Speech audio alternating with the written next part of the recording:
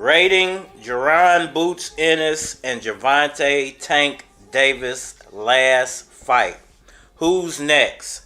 Errol Spence Jr., Ryan Garcia. What's good, everybody? It's your boy, Cardinal Red Sports.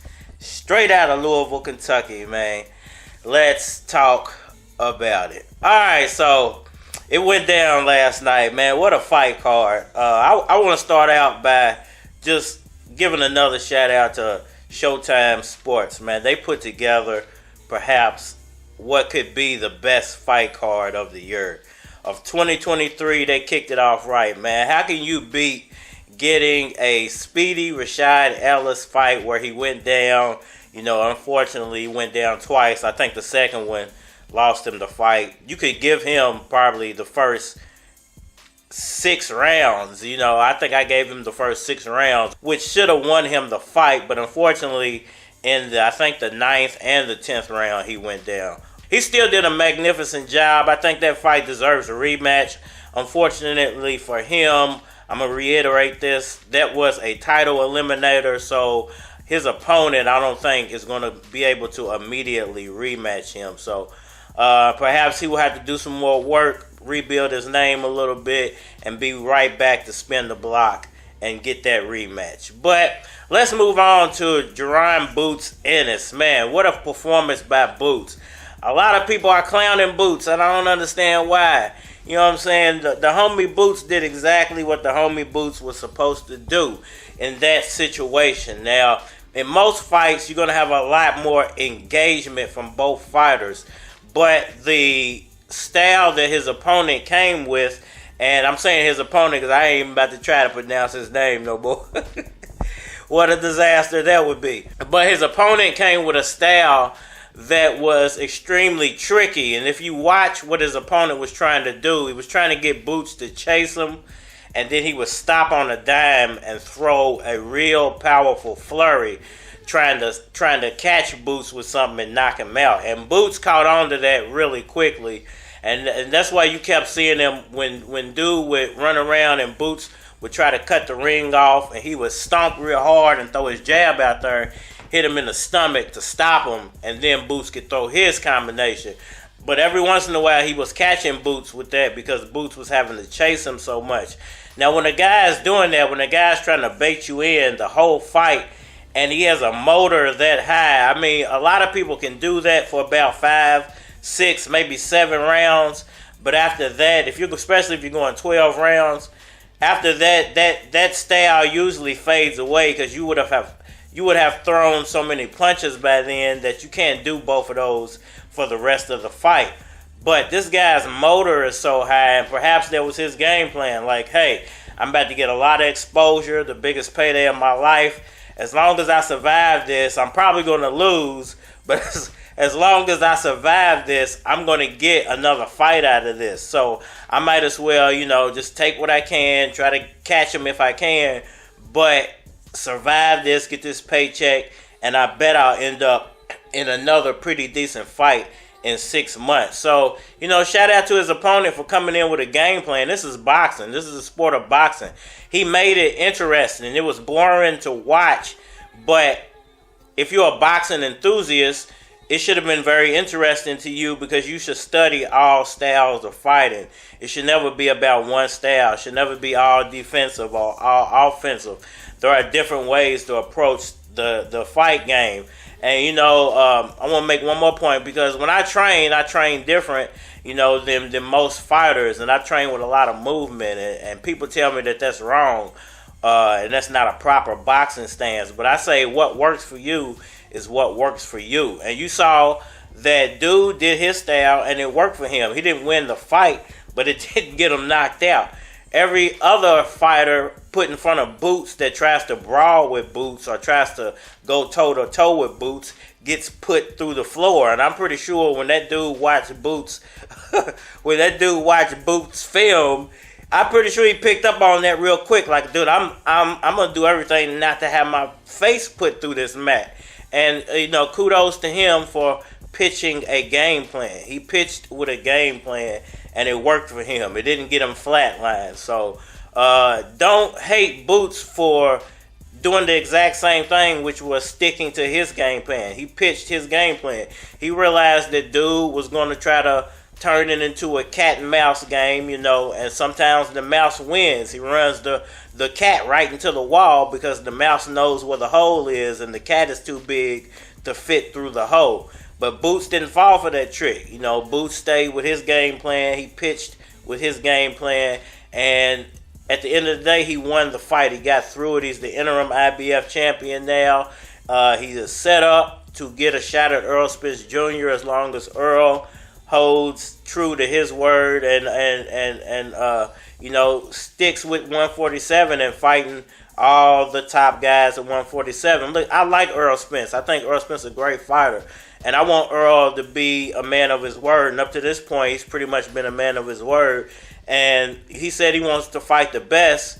At the moment, Boots is one of the best. No matter how you feel about his performance last night, Boots is one of the best. And he proved that last night.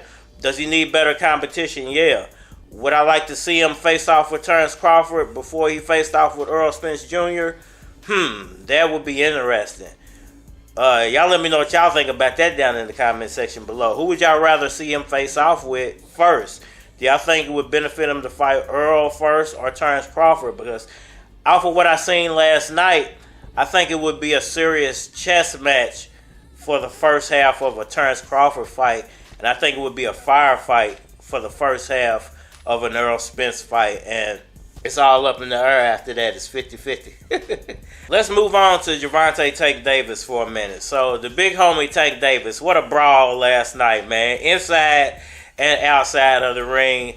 Shouts out to the big homie Wallow 267 for keeping everybody in check last night, not letting things get out of control. We as black people, man, we can sip sometimes, feel ourselves and say things and do things that are really out of our character.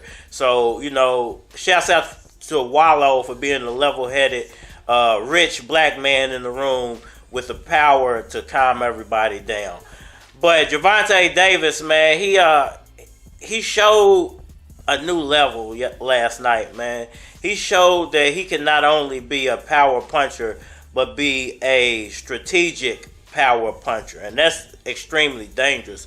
What Mike Tyson was a all-out brawl, come forward, I'm going to knock your head off power puncher. What Gervonta Davis is a precision power puncher. He waits until the precise moment to where he knows when I throw these punches, I'm throwing them with conviction. They're going to land where I want them at, and they're going to hurt you. And he did that a lot last night. And I love the way he picks his spots. I love the way he's so calm in the ring. He doesn't rush it. He'll wait 2-3 rounds if he has to get you to engage. And what he's doing is testing your distance and your power. He actually wants you to hit him. He wants to see how hard you're going to hit him. So he knows, okay, so he's going to hit me with this punch with this much power. I'm going to return with this punch, and I'm going to just get it over with. This is what he's gauging for those first 2 or 3 rounds. Now, it's ugly to watch for those first 2 or 3 rounds. You feel like this guy has enough power to get these guys out of here early. But what he realized, I think, is that if I do this early and it doesn't work, then later on I'm going to be gassed. So if I conserve myself early, later on I'm going to be spectacular. And that is masterful boxing at its finest. And if you know boxing, you know exactly what I mean. Y'all let me know what y'all think about that down in the comment section below. How do I rate those 2 fights? How do I rate Boots' fight? How do I rate Gervonta Davis' fight? And y'all rate as well down in the comment section below. I give Boots' performance a 8.5 because he wasn't able to trap his opponent, I think, even the way he might have wanted to. And I don't want to give him a higher rating because you got to give his opponent some credit for being able to pull that off against such a high caliber competition like Boots Ennis. So I give Boots an 8.5 for that performance last night. I give Gervonta Davis a 9.5. 9.4 for his. I'm not gonna give him a perfect 10, but that was as damn near close to a perfect 10 as you can get. I give him a 9.4 and not a perfect 10 because of I would have liked to see him knock him completely out and not just get the technical knockout. I think he was about to knock him out, but because of circumstances in and outside of the ring, once again, he didn't score the knockout. I think he was setting him up for the knockout, but he's so powerful, even his setup punches can knock you out, and that is amazing. That's what I love about this sport. I think I'm going to leave it there for now. It's your boy Cardinal Red. Get at me on all social media platforms. If you want to collabo, man, holler at me on my Gmail, flockofcards@gmail.com. We can collabo. I don't mind collabing. If you want a partnership or you want to sponsor the show, I would love to have a sponsor for the show. So hit my Gmail up, flockofcards@gmail.com. And yeah, I think we are. Take a hit of the weed and contemplate how I'm about to make the whole city congregate. Where I'm from, constant hate is commonplace. See the look upon my face, my ganja's great. KD told me that he was down south and he heard about keys through word of mouth. Now that's the type of shit to let you know I'm on the grind. A lot of niggas like I bet he blow, it's about time. Be patient, I took a vacation and came back with something for the ones that was hating. You still see me blowed at the radio station, but if they don't play it, dog, ain't no complaining shit. I'm still knocking them, ain't no way you stopping them. Chicks like cars, you with keys, you can hop in them. And you a true bitch, I stay off the brandy like Q Rich, trying to get a few chicks. I got some niggas on my team, and my niggas is me. I got some bitches on my team, and my bitches is cool. I got some niggas on the block, they ain't scared of them. Got some niggas in the hood, let me know what's good. Big real, big blocks, big Chevy, big blade.